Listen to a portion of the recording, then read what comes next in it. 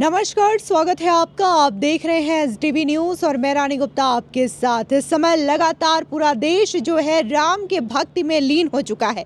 जगह जगह लोग जो हैं अपने अपने तरीके से प्रभु श्री राम के स्वागत की तैयारियों में डूबे हुए हैं। इस बीच सामने खबर ये देखने को मिल रही है कि पाकिस्तान से आई सीमा हैदर भी प्रभु श्री राम की भक्ति में डूब चुकी है और इसी के साथ ही उसके बच्चे भी बाकायदा सनातन धर्म के रंग में रंगे हुए नजर आ रहे हैं।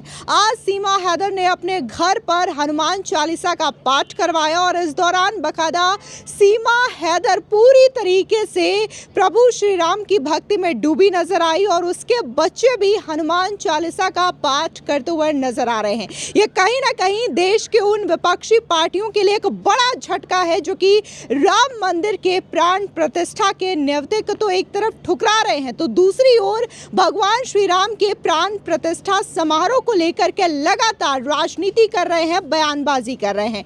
ऐसे में हमारे साथ मौजूद है वरिष्ठ पत्रकार अजय जी। सर, स्वागत है आपका। देखने को मिल रहा है कि पूरा देश इस वक्त राममय हो चुका है। 22 जनवरी को अयोध्या में रामलला की प्राण प्रतिष्ठा होने वाली है। एक तरफ विपक्ष जो है इसके न्योतों को ठुकरा रहा है, लगातार बयानबाजी कर रहा है, तो वहीं पाकिस्तान से जो सीमा हैदर आई हैं वो राम भक्ति में लीन है। इतना ही नहीं, उनके बच्चे भी बाकायदा हनुमान चालीसा का पाठ कर रहे हैं। क्या कहेंगे इस पे? देखिए, एक अच्छी बात है, चलिए सनातन धर्म का कर रहे हैं मगर एक बात और भी है कि सीमा हैदर कोई इतनी बड़ी शख्सियत नहीं है जिस तरह से उनको हाईलाइट किया जा रहा, दिखाया जा रहा है। तमाम और भी महिलाएं, एक से एक अच्छी महिलाएं हैं जो यहाँ पाकिस्तान से आई, तो उनको भी हाईलाइट किया जा सकता है जिनके अंदर बहुत गुण है। ये एक प्रकार से कोई बहुत अच्छा नहीं है और सीमा हैदर का जिस तरह से बोलचाल बहुत साफ है कि ये लोग मीडिया एक रोग होता है, छपास रोग, इसका सिंड्रोम है। और आप देखिए किस तरह से सीमा हैदर उसके भगवा कलर की साड़ी पहन करके, राम नाम की टोपी लगा करके अपने बच्चों को लटाया। चलिए ठीक है ये, मगर ये सब प्रोपोगंडा लेने की चीज़ नहीं है। इसको प्रचार करना, अगर ज़्यादा ही हुआ तो पैदल यात्रा करें, सब जगह मुस्लिम एरिया में जा कर के राम का प्रचार करें, सीता के कैरेक्टर को बताएं, राम को कैरेक्टर को बताएं, तो कोई बाद में ये ख़ास तौर से ये पाकिस्तान मीडिया में खबर आनी चाहिए ताकि वहाँ की महिलाएं जागरूक हों। ये हिंदुस्तान की मीडिया में इतना समय लेना, साथ में कहना नहीं चाहिए। वकील साहब AP सिंह जी बहुत अच्छे व्यक्ति हैं, वो भी अपनी फ़ोटो खिंचाने में आगे हैं। एक सिंड्रोम है, आप समझ लीजिए कि छपास रोग वाला। तो वो उनके हस्बैंड और जिस तरह से इनका और उसको हनुमान चालीसा खैर रटवा दिया। मैं आपको एक चीज़ और क्लियर कर दूं कि इनके बच्चों की मुसलमानी हो चुकी थी।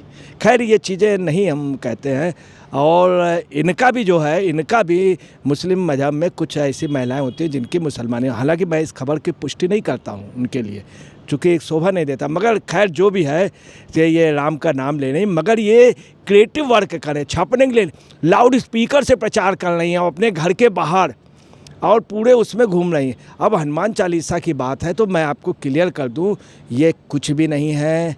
जो वहाँ के अमेरिका के राष्ट्रपति थे उनको हनुमान चालीसा रटी हुई थी, और ओबामा जब निकलते थे तो हनुमान जी की, जब उन्होंने प्रचार किया, हनुमान जी की एक छोटी मूर्ति थी और उनको हनुमान चालीसा रटी थी। इस कानून जीते। हालांकि वहाँ उनका ये था, इसी बहाने उन्होंने हिंदू वोट भी पा लिया, मुस्लिम वोट भी पा लिया, क्योंकि ओबामा के उसमें मुस्लिम भी मिल गया, ईसाई भी, और उन्होंने अपनी हुकूमत भी चला ली। यहाँ इनका हम आपको बता रहे हैं पूरा पॉलिटिकल वो है, राजनीतिक रूप से लेडीज़ फ़ायदा उठाना चाहती और चुनाव लड़ने के लिए आतुर है। ऐसे लोगों को हाईलाइट करना कोई शोभा नहीं देता हिंदुस्तान। अब मगर वहीं पे ये मैसेज पाकिस्तान जाना चाहिए कि यहाँ पे आया हुआ है प्रत्येक व्यक्ति को कितना सम्मान है, और ख़ास तौर से हिंदुस्तान में और हिंदू धर्म में। आप देखें लेडी आई, जुम्मा कुछ दिन हुए हैं और इतने उसमें सब एडजस्ट हो गई, सब लोगों ने उसको मान्यता दे दी और वो यहाँ की एक शख्सियत बन गई।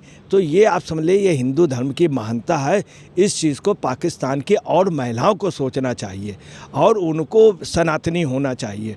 तथा उनको हिंदू धर्म के लिए वो आए, हिंदुस्तान में आए, शादियाँ करें, अगर है तो हिंदुस्तान उनको वो करेगा, परंतु उनको अपने उससे फिर उसी पाकिस्तान में आप देखिए महिलाओं की क्या पोजीशन है। यहाँ इनको सम्मान मिला, बेनज़ीर को जिंदा मार डाला गया था, जिंदा मार डाला गया था। इन्हीं पाकिस्तान के लोगों ने बांग्लादेश के उसमें क्या, अभी आपको बता रहे इन्होंने ईरान पे अटैक किया है, वहाँ की महिलाओं के साथ और अफ़गानिस्तान की महिलाओं के साथ क्या व्यवहार किया। उसी पाकिस्तान के बगल में हिंदुस्तान है, वहाँ देखिए महिला की कितनी इज्जत है। परंतु आपको बता रहे हैं कि ख़ास तौर से इंटेलिजेंस को भी ये रखना चाहिए। अगर मान लीजिए सीमा रिजवी, ये सीमा हैदर जो है, अगर कोई भी एक्टिविटीज़ करती है या कोई भी अपने सोर्सेस को वहाँ भेजती है, इस बात की गारंटी कौन लेगा?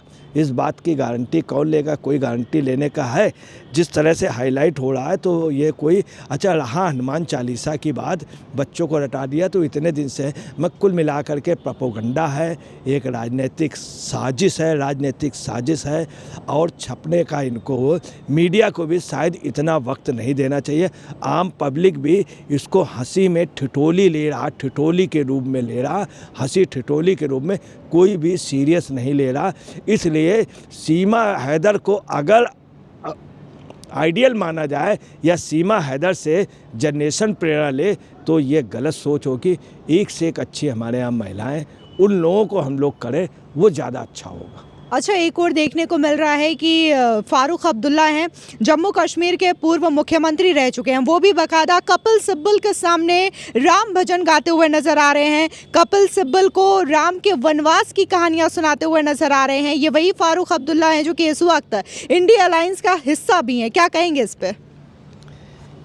देखिए फारूक अब्दुल्ला इस समय चूँकि पूरे राम काम आपको बताने पूरे दुनिया में है, तमाम देश के राष्ट्राध्यक्ष आना चाहते, तमाम देशों के आप समझ लीजिए यहाँ आना चाहते हैं। राम यहीं के नहीं है, राम यहाँ से ज़्यादा इंडोनेशिया में वहाँ सिक्का चलता, वहाँ पे राम का हर जगह वो है, और मलेशिया में भी राम का नाम है, हर जगह राम का नाम। इवन राम मंदिर पूरे दुनिया में बने हुए, पाकिस्तान में बने, अफ़गानिस्तान में बने हुए हैं, अभी वहाँ पे बाकायदे अरब कंट्रियों में भी मंदिर, अरब कंट्री में भी मंदिर बना, और इजराइल में भी राम मंदिर बना हुआ है, इजराइल मंदिर में, अमेरिका में बना हुआ, तमाम जगह।